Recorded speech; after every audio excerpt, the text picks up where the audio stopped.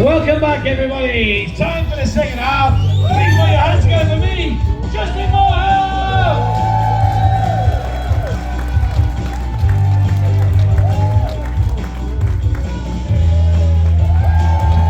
Thank you very much. Give it up for Tom Taylor, everybody. Thomas Taylor. Normal glasses on now, right? You're safe. You're all right. Tom's very good. You have a nice interval. Who's been to this theatre before? Who has not? Well, you're coming back, aren't you? It's fucking great, isn't it? Fucking great, Charlie. It's like my fourth time on this tour here. That car knows its way here again. It's fucking great. I like it. Thanks for having me. Talking about the police before, talking to you. I like performers. I like watching everybody. I go and see singers, dancers. I love people. And my favourite thing is watching ordinary people perform. Normally, people who work for us, then being filmed for television and pretending it's just an ordinary day. Get to fuck. Best example, have you seen that show Ambulance? We follow the North West Ambulance Service on any random Thursday. The cameras are rolling, but it's just, is it? Fuck.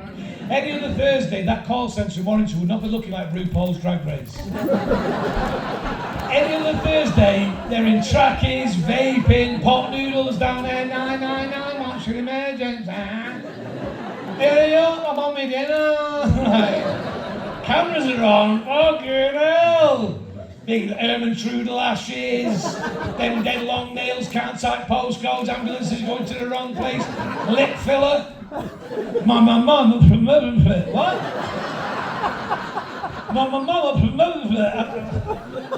I thought I broke my leg. I think I had a stroke. I love that. I love the one, the Australian one. I love that one, Border Control. You've never seen it. I've watched every one of them. They're all the fucking same. Every single show. Part one, somebody from the northwest of England, young scally lad, tracky, carry bag, 15 quid. Are you here to live here? No, I'm on my holidays. What are you going to do? I'm going to go for a walk, it's big. Right. Part two, a really old Chinese lady. Have you seen them? Fucking so old. Like a little fucking Chinese bear lady like that, who doesn't understand the concept of food. Some guy's going, have you got any food? Laughing like he's gone, do you want to shit in a sock and throw it over there? You got any food? No food. Then he opened one of the 95 cases, all pigs' dicks in there and tiger balls. I don't food, that was pork. I love there's a show, the police one is one of my favourite, the police ones. Because they follow the police around. I watched one at the moment, it's on Channel 5, I think, on a Monday, of course it is. It's called something like Motorway Cops. If you've not seen it, it's the one where, if you've seen it, remember, it's the one where Jamie Theakston comes on at the beginning. For no reason, he just goes, Derbyshire is a big county. We all sit there going, I couldn't give a fuck. I don't give a shit. I accept Derbyshire's a big, let's all move on with our lives, let's get on with the programme. We're all saying that, aren't we, ordinary people? Do we have anybody in from Yorkshire? Yeah, there's always some. Don't sit near each other, they'll start a brass band or a strike, right? Jamie goes, Derbyshire's a big county, Yorkshire goes, aye, not as big as Yorkshire. Fucking obsessed. You didn't build it, did you? You fell out with your mum. There, that's all you did. No, you know, Yorkshire a country, it's not. Yeah, but you know if Yorkshire were a country, it's not. But do you know how many medals with the Olympics? None, because you're not a country. You fucking inbred weirdo. Stop moving on. No one gives a shit. No one cares. It's not like we're all sat at home on a Tuesday afternoon playing county-sized top trumps. Can I hope I don't get Rutland? Right. Derbyshire is a big county. And in all your years of serving the public, you know, protect and serve and all that, were you Lancashire Police? Greater Manchester, like a proper one. The Greater Manchester Police. And all that time, right, you and I know, and the rest of them don't know yet, but you'll tell them, which is the fucking department you dislike the most? Why department? Why? What's that? Internal investigation. Internal investigations. In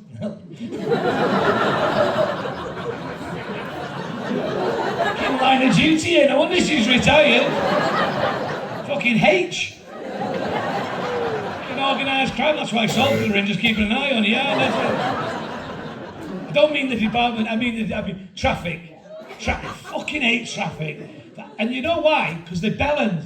Right, they film these young lads and you watch him at first and he's always called Gavin or something like that. He's about 30 driving a Subaru. You think, oh, he's all right. And then the more he speaks, the more you go, oh, I would fucking avoid him in the pub.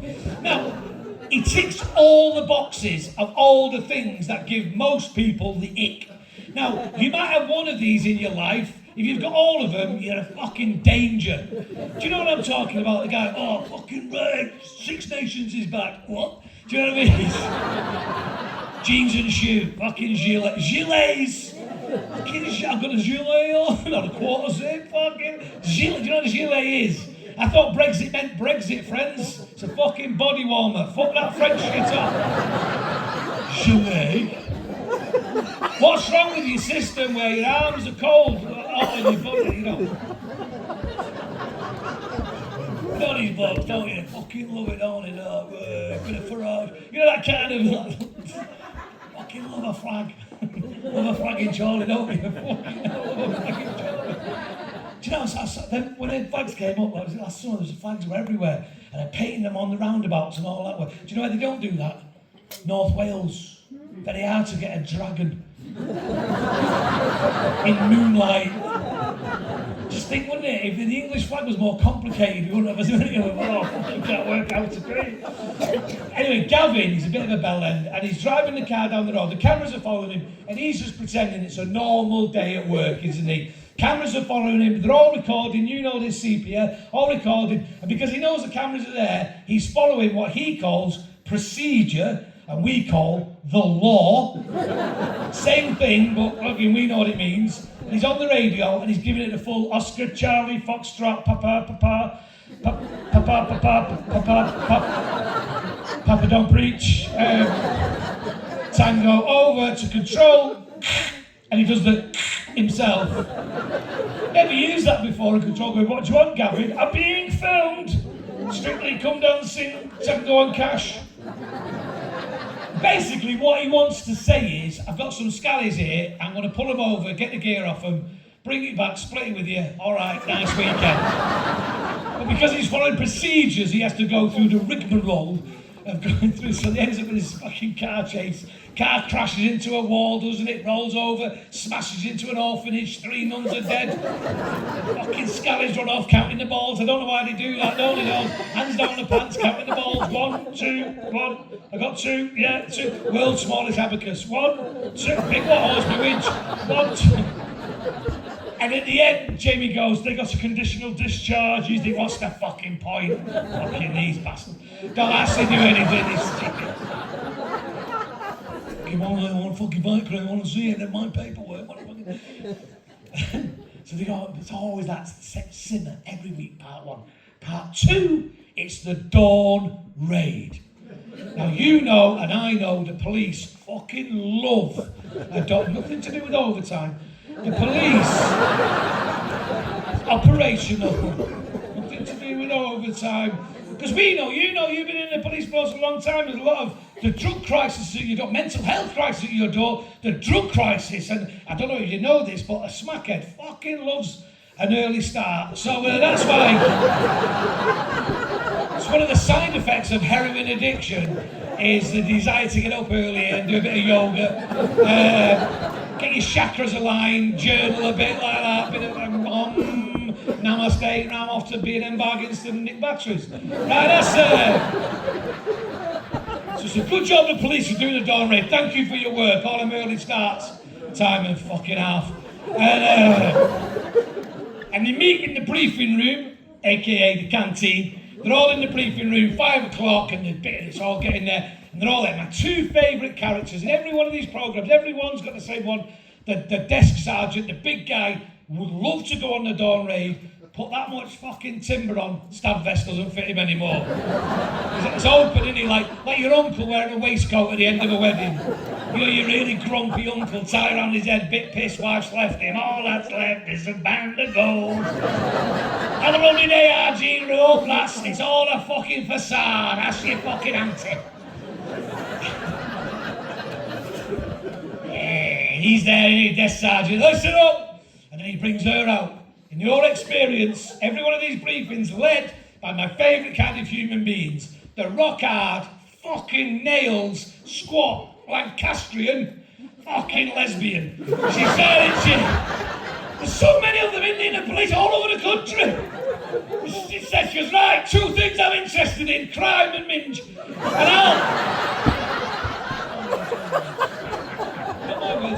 And I won't rest till I've licked more. And they send them off. And they send them off on a dawn raid. And I think this is going to be exciting. They're in Derbyshire, they're going to smash the drug cartel. It's going to be like Scarface, but in the Peak District. I don't know what Scarface would be like in the Peak District. First you get the money, then you get an Airbnb. And off they go in a big convoy to go and smash the drug cartel of the Peak District, and then they end up at some fucking 2 up, 2 down just outside Derby. Some shithole. I think we don't watch it. This is not Scarface. This is Homes Under the Hammer. Any minute now, I expect Dion Dublin to pop up, the fucking class traitor.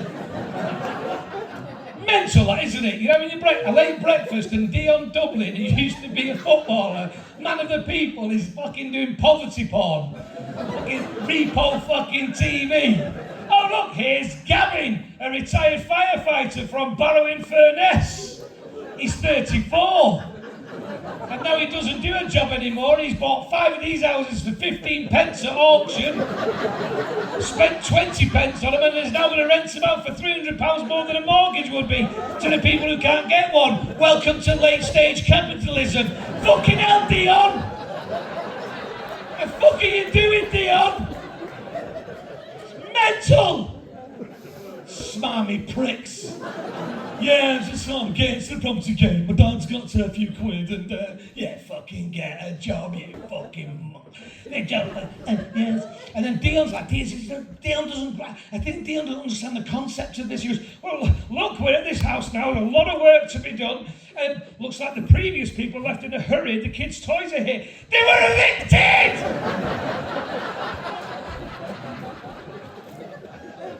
Later on, we're going to watch Can't Pay Will Take It Away. Oh, that'll cheer me up just before I pay my fucking gas bill. Anyway. And by the way, I am very well aware that some of you might be very responsible landlords, and you're good people, you blood-sucking fucking lizards. And, just gonna rent, I'm just gonna flip it, just gonna rent, I'm gonna flip it. Grey sofa, fucking white teeth prick. And anyway, move on, Justin. You go in the house, fucking shithole, innit? And they're all there, the police, you forget who you are, don't you? You look at each other, police. Well, yeah, police. And they run upstairs and they look for the Mark. He's always called Mark, is he? Sometimes he's called Tony Hoppy. And they look for him upstairs and he's always some sad fucker, some like question mark of a human being, all dick and elbow, you know, fucking no, I've done nothing wrong, I'm fucking little trying to smoke a weed, I've done nothing wrong. And the police, you might not know this, I'm having a look at you as an audience, and you're a nice bunch of people, but fuck me, you're the whitest bunch of people I've ever seen. So white, so middle-aged, genuinely, right? The last time I saw a collection like this, Trump got shot. It's just Macca. Not Macca. I nearly tried to make Charlie Great. I said Macca. It's so weird. And we don't know, because this is the thing we have to know about ourselves, especially if you're a white, middle-aged man from England. Fucking life's pretty easy for us. We've got a lot of privilege. We don't understand the police. You know, I'm not saying she did, but some of your colleagues are a bit fucking handsy, aren't they? Even this day and age, you know, you've seen it. They fucking give a few digs, dragging him down the stairs, pulling his ears, kneeing him in the bonnet. Not too much. Just the kind of licks your mum would give you at the end of the 6 weeks holidays. This is right at the end of a fucking tether. She can't leave a mark because someone will tell the fucking teacher. Right, someone? So they drag him downstairs, kneeing him in the back, doing all this, the old oh, it's a Chinese bed, is it, you fucking racist? Why is it a Chinese bed?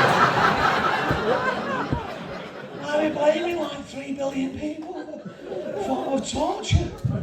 Chinese people have been integrated in Chorley for years. Drove past Oriental earlier.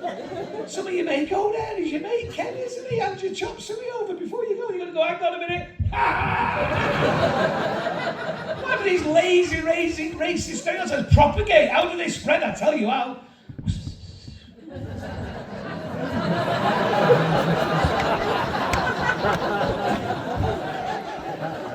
And then, you're on the door range, you drag him downstairs, you kick fuck out of him, and suddenly, that's when they perform. Cameras are on them, public's there, they get into the car, they get into the back and they go, ooh, watch your head. Why did they start caring then? So, I hope you have a good time. I hope we have a laugh tonight, and I think we will. I think we're having a laugh. This is my job. I love doing this. I love making you laugh. I love that you come and see comedians. I like watching comedians. Nothing will ever make you laugh, though, as much as your own mates. Do you know what I mean? As good as any comedian will be, the things that you and your mates laugh about still, like you laughed about when you was kids, those days, you still remember them now, you still talk about them, they're funny. The mate, I've got one. Every fucking time we go out, I don't drink, but I go out for the lads with the lads. Every night we're out, about 10:30. You've only been out since about 8 o'clock. 10:30, he'll be like, that's me done now, that's me. Finishing this drink, that's me. I'm done. Why? I've shit myself. No shame. You could say I've got a cock of van in the slow cooker that I forgot about, or I've had a call, the wife got well, she's gone, oh, I've shit myself. And there's many people in this room going, mostly women, right? Because they've never even shat, never mind shat themselves. But every bloke in here knows at least one or two mates it's a regular thing. I don't know, they get so excited. It's so giddy to be out with me mates, I've shat myself. And then there's always one mate who tries to solve it by going, just lose the boxers. Lose the boxers, second life, have a rebuy. And he'll go, oh, I can't, twice. Shat himself twice. Look, he's done it again. Jim shit himself. He's 58. He's a corporate financier. And he goes out for 2 hours and loses control of his bowels. I mean, I know it's not very pleasant subjects. It's a Sunday evening. We're all thinking about this now, but we all know that we've all shat ourselves. You know, every single person in this room shat yourselves this year, haven't you? At least once. No? All right, maybe just... happens. Oh, you might not, but you think you're gonna. You think you're gonna. Everyone's got IBS, haven't they? When they've got a 12-minute journey in a 6-minute shit brewing. You've got 12 minutes on the ways, I've got a 6-minute shit brewing. You're squeezing it in, you're squeezing it out. I'll just put me back straight, I'll just pull a bit of that back, I'll pull a bit of it back. Like when you're trying to get somewhere a bit quicker, you're trying to beat the sat nav, you're doing that with this shit. Pulling it in, squeezing it in. Don't breathe, don't move, don't move. I wish I had an automatic, all this gear changes. I wish I had an automatic. You get closer, you've got an 8-minute journey, you've got a 4-minute shit brewing. You ring home, hey Siri, phone home, loudspeaker. Whoever answers, don't talk, Dad's in charge. I am 6 minutes out with a 3-minute shit brewing, I pulled the minute back. Open the front door, no one's allowed to use the downstairs. Open the front door, the downstairs is out of bounds. Disable the ring doorbell, disable the ring doorbell, no one's... You start visualising it like your Premiership footballer, don't you? I'm going to get on a drive, I'm going to park askance. I'm going to park on the angle. The seat belt will be off already. Oh, no.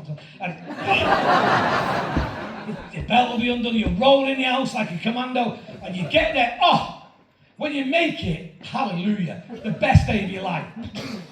Amazing. And then there's the days you don't. There's the days you don't. You ring I've got a 12-minute shit ruined. I've got an hour. Everyone take the dog out.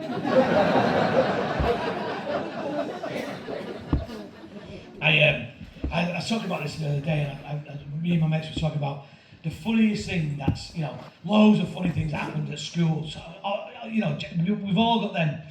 But I remember this day, and it happened, it was 1983, that's how old I am, right? I'm 13, I grew up in a place called Hyde, which is fucking boring, miserable, grumpy. And we went on a school trip, I was so excited. We've been on 3 school trips so far in our school career.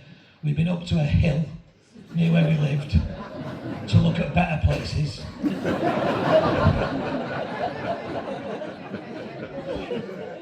I went to Darwin Tower once, have you ever been there? You climb Darwin Tower, there's a sign that says on a good day you can see Blackpool Tower. I thought, that's fucking miserable, isn't it? The kids have been dragged up there in the wellies, fucking crying. Look, you can see Blackpool. I fucking wish I was there. I wish I was adopted. You don't go Blackpool Tower and it goes, look at them sad pricks in Darwin. Doesn't say that up there, does it? We went up a big hill, we went to Chester twice. I think if you're in the Northwest, you got to Chester twice, once for the zoo, once for the Romans. And then I was 13, 1983, very excited. We're going to Blackpool. Couldn't believe it. So excited. Going to Blackpool. What will it be? The Pleasure Beach, the Golden Mile, any one of the piers, the zoo at a pinch. You know how I ended up? Fucking baths. Derby baths. If you remember it there, just the standard baths, rusty fucking pipe all round the outside. You know them baths that used to have the saloon door changing rooms, where you put your trunks on and walk out like a gunslinger. With your sock on, rubber sock.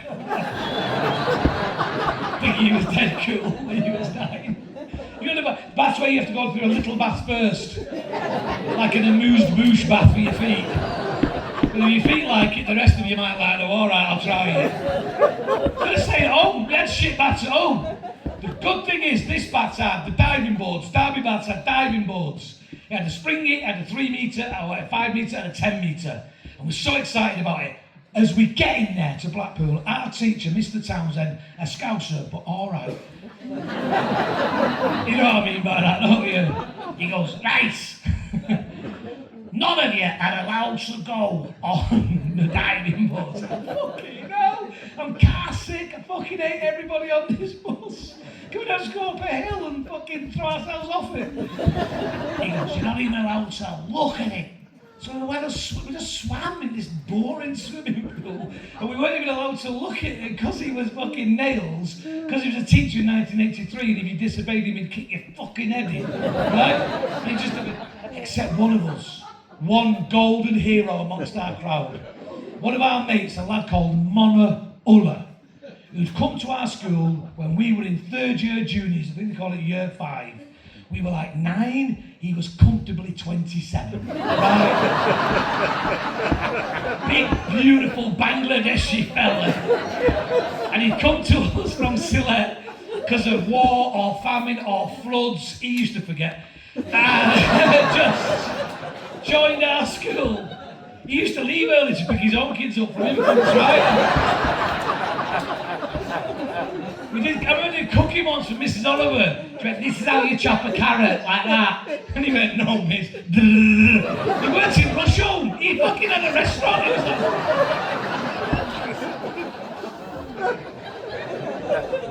like... And we're all swimming around the baths and somebody went, look up there, look up there. And I don't know whether it was Mona doing a one-man protest at the way that life had taken him, that he was now a middle-aged man having to hang around with children. And he defied the order, and he just stood on the top fucking deck. I'll never forget this beautiful, hairy, Bangladeshi 2nd year school pupil. They've done his options and he's got big bollocks, right? A pair of Speedos and a Rolex, just stood there. But even more than that, he was pissing from the top deck of the max. And I think about that sometimes. Sometimes when I'm down in the dumps or things aren't going my way, I just take myself back to 1983 to us all just looking at this fucking act of defiance. Better than the man with the carrier bag in front of the tank was Monarola, the fucking refugee just pissing into the deep end. And Mr. Townsend with his Scouse voice, the perfect name for a Scouser, Monarola. Monarola! Monarola, what the fuck do you think you're doing? And I'll never forget his reply. I won't do his accent, he's from Rochdale. And he just said, I don't know, sir, but it feels magnificent. Think about that. I'm 56. I still think about something that happened 43 years ago. I still think about these things to make me laugh. I still think the little performances we had. And I'm 56 now. I'm middle-aged, and I'm slowing down. I had a funny, see this is the thing now, I had a funny turn last year. You see, in your mid-50s where you can have a funny turn. When you're a bit younger, you're a bit gippy, you're ill, aren't you? You're off. I was off for a few days. I had a funny turn. I was doing a show for the NHS because they pay well. And it was July, it was very warm. I was wearing black tie, just wearing black tie. I said just wearing black tie. It wasn't like Frank the Butcher, just wasn't a dickie ball. Just stood there. This will treat the people who work in the underfunded NHS. Look at a button mushroom. Right, it wasn't like a magic eye. It was full tuxedo. I'm doing the show, and I said to the audience, I said, I feel a bit queasy, do I look a bit queasy? In 2000, NHS professors went, yeah. I thought, this is a good place to be, isn't it? In front of people who know what they're talking about. Turns out they all work in finance. Fucking admin, they're not going to help me out. They're just going to send me a letter and then send me another letter to cancel that first letter. And I'm a broadly positive person, right? And I had a funny turn. And I am a very positive person. I like to see the bright in everything. There are only 3 things that I don't like, and I'll share them with you. 3 simple things that I have never wanted to. Dreams. Sick of hearing people's fucking dream stories. I had a dream last night. Did you? Move the fuck on. Let me tell you about my dream. Let me tell you no. No one ever told anybody a dream story second hand. No one ever came home from work and went, stop chopping them carrots, Barry. Listen to Julie's dream at work today. Barry's going, let me turn down the arches, we'll catch the omnibus on Sunday. Julie's dream stories are always the fucking crackers, aren't they? No one gives a shit. I don't mean your ambitions and your hopes and all that for the future. I mean your panic-fueled, fucking angst-ridden, sweaty, sleepless fucking nights, lying next to someone you don't love but you share a mortgage with. Those are the kind of evenings. I used to work with a woman called Sandra. She was dead old. I was 17. She was dead old, about 32. Fucking ancient. She used to go, hey, just think you like this. Let me tell you about my dreams. I go, Sandra, I couldn't give a fuck about your real life. I'm 17 and worked out I've had enough of you already. When you go for your dinner, Sandra, you know them pictures of your kids that blow over in the wind? I put them down. I put them face down because they don't love you anymore, Sandra. That's what I'm saying. Don't tell anybody your dreams. Horses, fuck them. I don't like horses. I fucking hate horses. Stupid, big, long nose, clod-hopping, one massive fucking toenail on each leg. Shitheads. Fucking hate nosy. Only animal that needs a special door so they can fucking gossip. Ready for your tea? Straw, yeah, me too.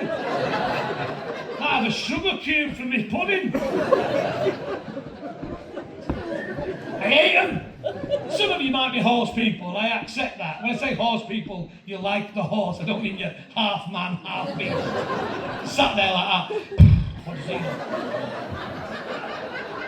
Do you know the mythical creature? I met one. Where? On holiday. Centaur Park. It's a good reaction, well done Charlie, good crowd.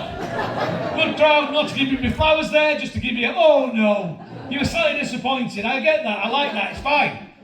I only do puns just for one reason, I'm in the game, you know what I mean? I'm being judged. You have to show the full breadth, it's like in the ice dancing, now you watch it. Technical excellence, that's all I was giving you. Mandatory. A pun every now and then, there'll be no more in the show. Rest assured.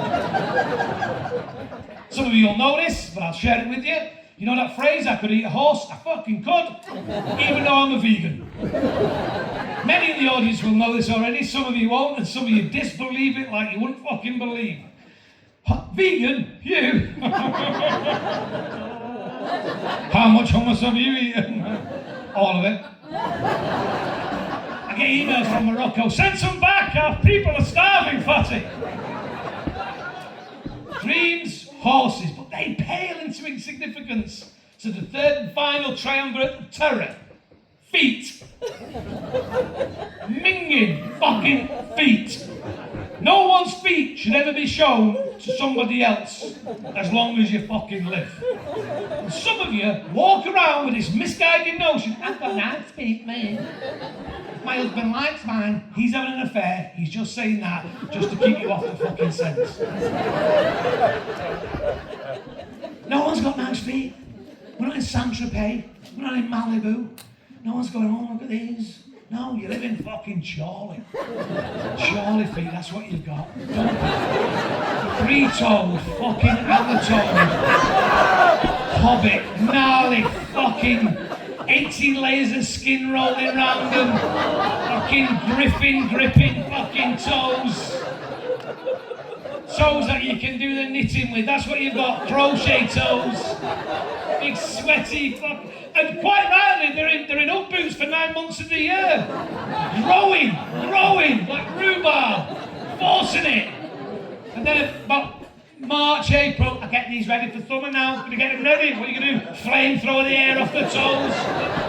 Get rid of all that fucking jackhammer last year's shell polish. It's not just the front. Some of you neglect the back. Have you seen the back of your feet? The fucking horror that's following you. Two big chalky hooves, big fucking yellow cracked fucking parmesan wheel fucking. But the people tonight, they've not come out tonight, they might have a ticket and staying in with a penny egg. Have you seen a penny egg? That's what you give a nonce at Easter, the penny egg. Handheld device to take half an inch off you. Sat there waiting for a takeaway. All collected in the thing like foot parmesan. Yeah. Behind a woman the other day, the escalator, Piccadilly Station, just about four steps behind her, so my eye level. Skanky bitch was wearing flip-flops in January, the fucking dog. And she, unless you had an operation, that's wrong, innit? Big chalky hooves, two massive ones like that. I thought I was coming into Dover. Two big whites. Expected Ferrars like that with a flag, fucking beer and singing. Anyway, back in the NHS gig, I felt queasy. So they took me out and they laid me on the floor. I was grateful because I had my face on the cold concrete. And it reminded me, I don't drink anymore, but one of the best things about feeling a bit queasy when you're drunk is the comfort of your own porcelain. Isn't it? It's better than a pillow, isn't it? When you're like, just the coldness of the toilet on your face. You think, this is doing me some good, this. Smell of that yellow thing hanging on there as well. It's all doing me some good, then. They put me in the recovery position. I don't know if you've been in a recovery position. You're on your front, you think about to get lazily bummed. I'm just lying there, very vulnerable. And as you'll discover, I'm not a very adventurous man in that department. And I'm lying there, and then to protect my dignity, or so they say, they brought like a green screen and wrapped it round me like I was a horse at entry, about to get shot. I thought the equine world were getting their own back. And then an hour and a half later, after a disco dance, 2,000 NHS finance professionals, mostly middle-aged women with fucking hobbit toes themselves, walked out and I could just see the feet under this screen like that. Went to see my doctor. So I explained what happened. The doctor ran a few tests. GP told me a few things, and I had hypertension, which I thought was a good thing. I thought anything that started with the word hyper was good. Like a hypermarket in Calais. And the little bits that I told me I had hypertension, my blood pressure was up, and then he told me I was pre-diabetic. I said, well, aren't we all? I'm pre-AIDS, I hope. Just means you've not got it, doesn't it? Pre, I don't know. Anyway, it tells me I'm fat. It tells me I'm fat. I know I'm fat, mate. I know I'm fat. I don't need you fucking telling me, GP, Google, please. sat there, what's your blood type? Fucking red. I don't know, that's your job. I know I'm fat. Fat people know we're fat. We don't need other people to tell us what they fucking like telling us. I know I'm fat every time I go shopping, because you know what I do to fat people in a very disturbing, disableist fucking fashion. The fatter you are, the further your clothes are away. Yeah, did you know that? Clothes start small and end up fucking huge. That's what happens on the rack. Should do that with pies. That's what they should do, keep them further away. But no, the clothes are there. I'm trying to find something. Double XL. I'm a little T-Rex arms trying to get to the back of the rack, trying to find a shirt. Do you know how far back a shirt was? I got it made in Narnia. That's how far back it was. I just had to go through all this stuff. Sends me to the hospital, or as they say in Lower Broughton, hospital. That's how some liquor tests, and I had to go for the camera down, the camera up, not at the same time, much to my chagrin. I thought I was going to get like NHS spit roll. Apparently not, they don't do it at the same time. I've often liked the idea of having my ears fringed in the colonic just to... Alright, we'll move on, Justin. Sure, you're not ready for this. Anyway, they do the first camera first to go down. It's like looking for Chilean miners. Modern reference. And have a look round. Take a sample, bring it out, test it. Test it within moments, discover it's a bacterial thing, it's a hep something. Lots of people have had it, people who work in medicine know what it is. A lot of people carry this bug, and then you get stressed or something, activates, and anyway, antibiotics, absolutely fine. Then he says to me, you're all right, Justin, now we found out what that is. We don't need to put the camera up your bum. I don't think he was expecting my response, which was,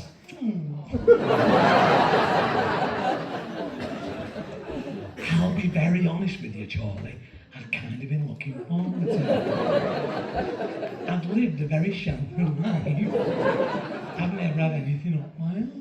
And I thought, you never know, I might like it. You're 56 this year, fuck it, try it. Honestly, I'm up for new adventures. Last year I went to Croatia, never been. Fucking loved it. All this time I could have been going.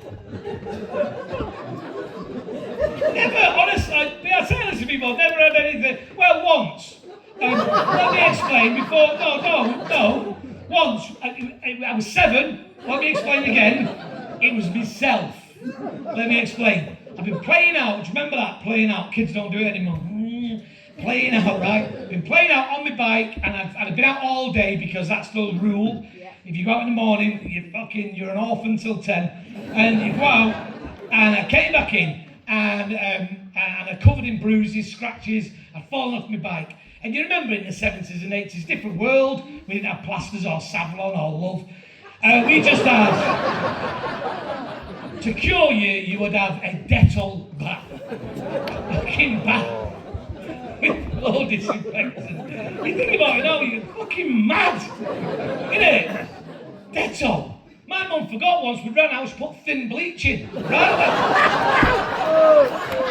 I went to school like an albino midget, like Gandalf's grandson for a fortnight. We didn't even have World Book Day.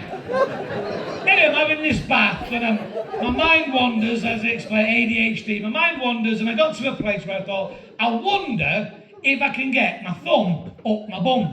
I just thought that, casually. And I like a challenge. I thought, I wonder if I can get my thumb up my bum. And do you know what I found out? I could.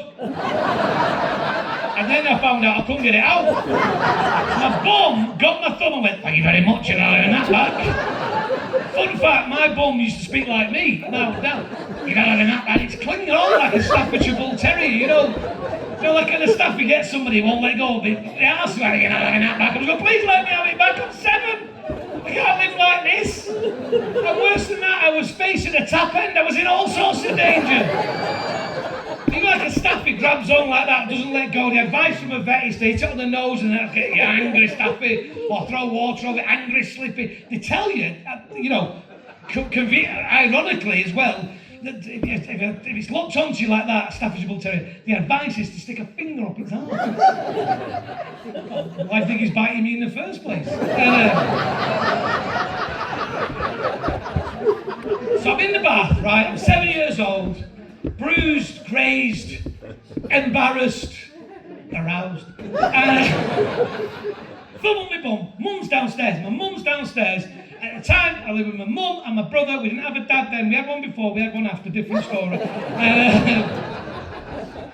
And I shouted my mum downstairs because my mum was a single parent, and the thing with my mum is she would never take any benefits or on a social. She worked. She would like, no, a man has let her down, and she's not going to let the system pick up from him. The fucking, and that's a big thing, you know. And like a lot of mums. I was going to say, some of you will remember looking at this audience. This is more like a documentary now, isn't it? I've realised my audience are the kind of people who watch adverts to go on Countdown and go, they look handy, them things, to get your circulation going. My mum was downstairs getting ready for work. My mum worked an evening shift. Mums used to work in the evening. A lot of mums would work in the evening. She worked 6 till 10. My mum worked in a sausage factory, which is not a euphemism, right? It wasn't a sex worker, right? She worked in a sausage factory, sucking blokes up. And she's downstairs getting ready, and I shout her using the international call sign for I'm 7, I fucked up, which is, Mum! And Mum went, what is it? I said, I need your help. And she said, it better be good. And I said, you'll not be disappointed. And she walked in. Imagine. She's still a child herself. She's in her mid-20s. 2 kids, no husband, working in a sausage factory at night. And I'm there, Luke Skywalker, the fucking New Hope. The fucking one who's going to rescue her from 7 years old, facing a tap end, bruised, smelling of disinfectant, thumb up his ass. And she said, what have you done? And I knew I was a performer. Then I went, what does it look like, woman? She starts to pull me, she can't get it out. She's pulling, she's trying to get it out. My arse, you're not having that back. I said, it's stuck, Mum. She went, we need some lubricant. And all we had in the bathroom was a bottle of matey. Nautical themed bubble bath. And she took his little hat off, poured him in the crack of my arse. I put his hat back on, turned him round. You don't need to see this, Captain. I wiggled my thumb out of my bum. The relief. It's the end of the anecdote as such. People say to me, they go, why your story seemed to remember that with such clarity? Is that embedded into your cortex? Was it the trauma? No, the simple reason why I remember that story with all that detail is because my family, not unlike yours, won't ever let me fucking forget it.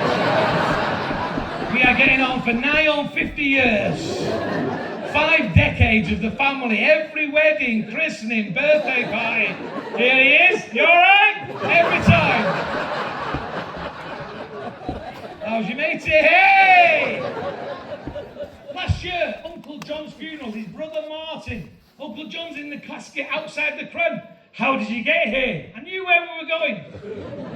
I just drove. Yeah, but which way did you come? Just round the M60, Uncle Martin. Did you not get stuck? I'm glad your brother's dead. So I've been on a health kick. I'm 56, I need to lose, 55. I keep saying I'm 56, I'm 55, not 56 yet, but I need to lose some weight. I want to get fit. Last chance. That's what I keep thinking. It's my last chance to have a go for. I'm not going for the jabs. The fucking fat. You know the fat jabs. You know what they are, don't you? You've seen them. It's what people do when they see you. Fat prick. And I've not done the fat jabs. I don't want to do it. I tried them. I tried the fat. I beat them. Like, I don't want to go, I'll win. Like Greg's, I can fucking beat him. I just love the food. I like eating, so I'm trying to do something. I try to exercise. I'm not a runner. I mocked. If you see me on the last tour, you know I mocked middle-aged men, the cyclists. You know these men who get to the 50s.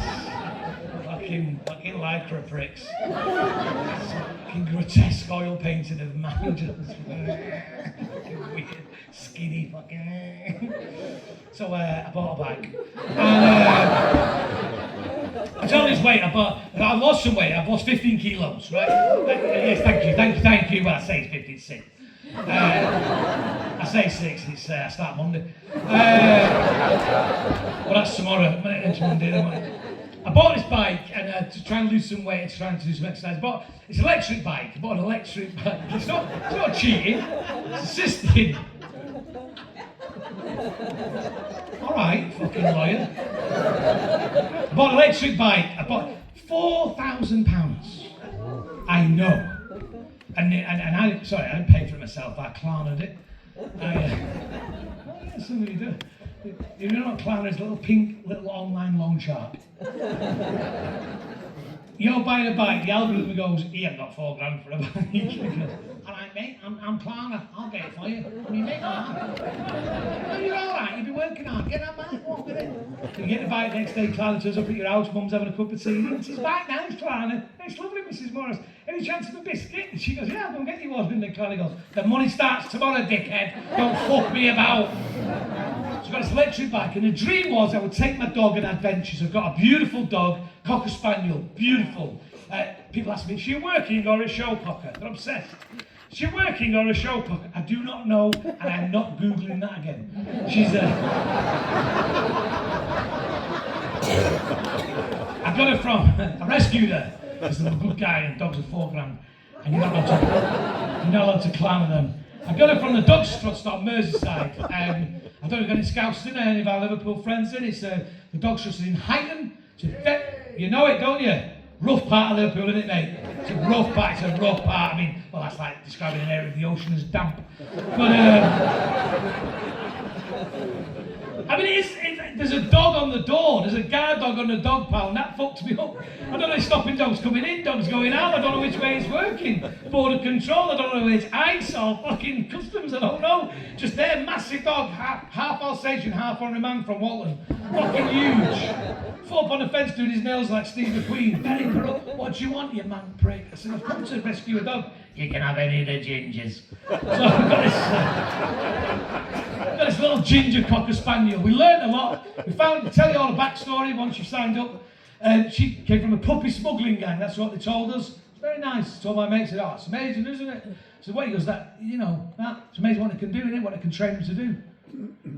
I said, she was smuggled. She's not doing a smuggling. He thinks some county lines boss has got a load of 6-week-old pups in Bootle. All right, girls, get the cocaine sticking up your arse, all right? Anyway, go out with this little ginger Cocker Spaniel on the dog thing. The idea was I'd be riding the bike, she'd run alongside me, I'd look at her, she'd look at me, I love you, she'd I love you too. Little tune in my head. Anyway, did 0.35 of a mile on my first and only fucking bike ride. I know because I've got an app. Fell off and the dog went full scouse and fucked off home. Right? I started to fall off the bike and the dog went, oh, I'm ashamed, and just fucked off. Just gone. I'm shouting, get back! Get back, you Scouse bitch! Which sounds nasty, but she's a female dog from Liverpool. Get back, you ginger Scouse bitch! Silla!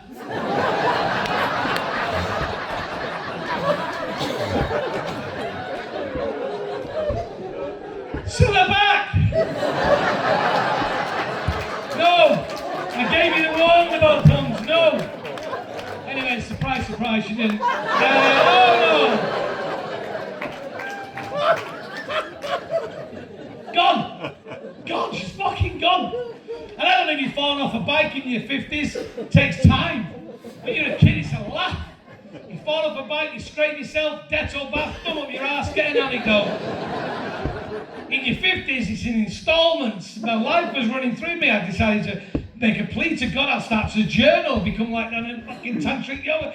I'm thinking about things, I'm making a better. I smashed into the thing, smashed into this tree stump, and the crossbar of the bike went right into my sternum. The only part of my body not covered in a layer of fat. The rest of my body would give me some sweet bounce, some sweet respite. Because no matter how fat you get, that will always be hard. You ever say that on a honeymoon? Bang! Straight into that. The boobs either side, Life's Natural airbags, they didn't help me. Bang, they just went forward on their own. Synchronised like a pair of Chinese dragons at New Year. Till they reached full elasticity. Then came back and wrapped themselves round the handlebars. I'm tit-wanking a bike I haven't started paying for. In a public, I think this is it. This is the nadir, this is what I'm going to get even used. Roly-poly funny man. Sexually assaults bike in debt. I think this is the absolute nadir. Nothing's going to get worse than this. And then there's a rustling from a rhododendron. And two actual real-life doggers come fucking limping out. Yeah, get back! I'm in the lazy position again. About to get bombed. I'm going out vanilla. Vanilla, leave me alone, I have no matey! He goes, I'll be your matey! Leave me alone!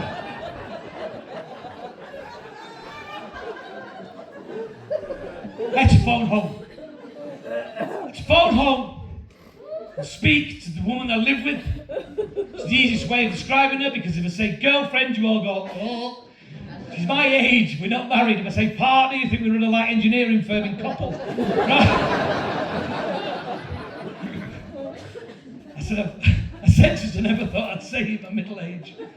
You'll have to come and get me a phone off my bike. I'll never forget what she said. What bike? Because you don't need a cosigner for glamour. I said, there's a dog there. She goes, yeah, she's here, she's having a tea. Just watch The Chase. She loves The Chase. I think it's the name, Chase. I got to tell you two things, and then we'll all get out of here. In this part of the show, so far on the tour, I always go, last year, two of the worst things that ever happened to me happened. I'm not going to talk about the worst thing that happened. This show was written before that, and a really weird time, summer before last, where two things happened at the same time that really tested me. My dog, my older dog, my Labrador, passed away. It was her time. She was 14. And I took her to the vets. She was a magic dog. I love that dog. But my family, I've always had dogs. My other half, her family's never had them. Her mum's scared of dogs. In fact, when all the kids, they would cross the road to get away from dogs. And there's nothing wrong with being frightened of dogs. That's a real fear. It's if you're frightened of them, you're frightened of them. And she said to me, she said, we're going to get a dog, and it's the only way that the kids are going to get used to having a dog around it. Very safe. And she said to me, mother, I'll never forget it. She said, if you get a dog, you'll not see me round your house. So we'll get two in case one has to go to the vets and that. Anyway, we got this Labrador, gentle girl, beautiful, and trained her. She was very nice and calm, because that's the way we had to be. And that lady been frightened of dogs all her adult life. In her late 60s, got to know a dog for the first time and bonded, and she got over her fear of dogs. And she used to come and give little biscuits, and now she carries little biscuits and gives them to dogs. It's changed her life. That's how magic that dog was. But, you know, things, I mean, you know, nothing lasts very long, and all that was, you know. So, the dog, not the mother-in-law. I didn't take the mother-in-law to the vets. Back legs have gone. Talked about this before when you brought your wife in to get a spade. It's called a hysterectomy. Yeah. The vet was great, you know. The vet explained everything, and it's a very peaceful, nice thing. Not a nice thing, obviously, but it's the best way to do it. And he explained his bedside manner was beautiful. A bit reminded me. I was with my auntie Nellie when she died, and she'd asked me to get the last rites, to get the priest to come and give her the last rites, to be fortified by the last holy rites, and I did that. And she was a very religious woman. She needed that. She was Muslim, but hedging her bets. And priest came, he's very nice. I have to say, I don't know if you think this is weird, I thought it was weird. The priest came, last rites, all the water, doing all the thing, and all this sort of thing, and he was wearing tracky bottoms. I thought, sorry father, are we keeping you from five-a-side? He just felt a bit weird. And all I can imagine was a five-a-side pitch and four priests going, where the fuck is Father Gonzalez? Doing overtime. Priest, the vet said, bring your little dog in, the Cocker Spaniel. And when the other dog was gone, bring the little dog in to have a sniff and then she'll understand something's gone on and it'll help her cope. And at the time you think that's a lovely thing to say, but on reflection you go, what a load of fucking shit. There's no way this dog will sniff and understand the concept of fucking mortality. There's no way. This dog eats its own shit and other people's shit. It eats shit and then tries to lick my face. It's not going to sniff the fucking meaning of life from a dead fucking Labrador. But you don't say anything at the time. We came out, me and my daughter and the little dog. And I'll give you a little tip for life. If you ever see a middle-aged man outside of vets holding a dog collar with no dog in it, crying, just leave him alone. Even if you are a fan of his work. All right, mate. All right. How's it going? Yeah. I thought you were a comedian. I am. More like a magician. Some of you have got on board quicker than I did. What do you mean? He said, well, you've got in there with a Labrador and you've come out with a Cocker Spaniel. Ta-da! I left it. Because at the same time, simultaneously going through something weird, one of my pals, one of the lads that watched Monterey piss from the top, one of the lads that told him to take his boxes, one of the lads, one of the originals, one of the Musketeers, you know, he's having a tough time. He's had a heart attack, 3 strokes, pretty serious. Left-hand side gone, heart at 18%. I think the medical term is fucked. He's in the hospital tells us all about it, and we are summoned to come and say goodbye to our mate. Spoiler alert, he's still with us. He's still fucked, but he's still with us. 18 months on. And we're all glad that we had that opportunity to go and see him, and of course, we're glad he did. Even the lad that flew back on holiday on the day and the plane on which he'd arrived. So, of course I'm glad he's not dead, but £4,000 is £4,000.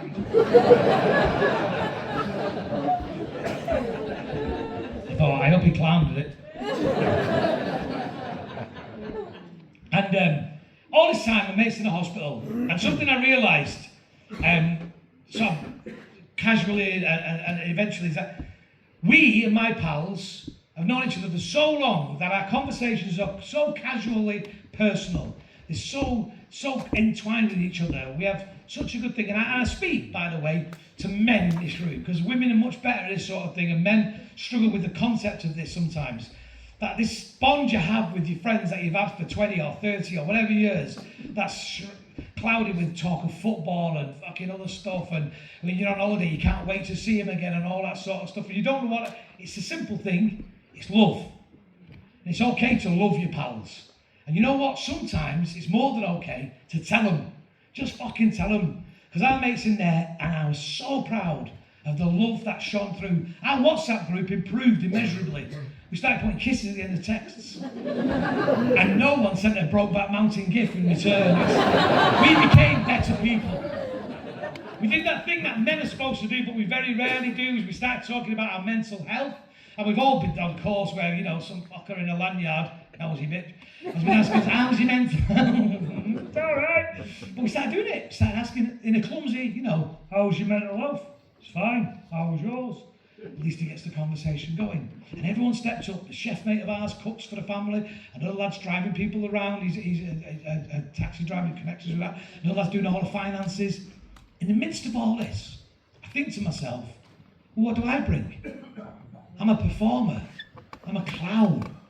The last thing they need is a fucking routine in intensive care. You know, I mean, I know you need humour, but you don't need a full standard. I know I tried. One word, inappropriate. That was the review. No one needs to hear, stand back, clear, and me going, and then my thumb is up my arse.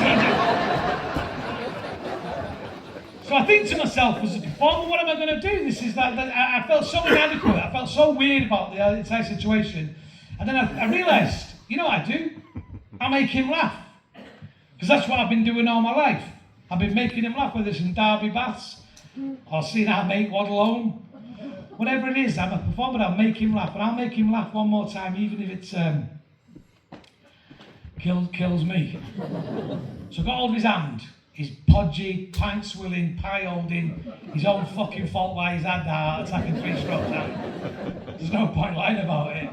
The same hand that I held when I was 7 and he was 5, because I was the big boy and I would walk him the last bit into school. The same man that opened the door to me when I was 19 and on my arse. And he was 17 and his dad had got off with someone in Leeds and left him living in his house on his own. And just put me up for fucking months. That hand, the friendship, the hand that I loved. And I held that hand and I told him I loved him and I thanked him for being the best mate that anybody's ever had. And I got really close. I got right in his ear. And I said, do I need to delete anything off your phone?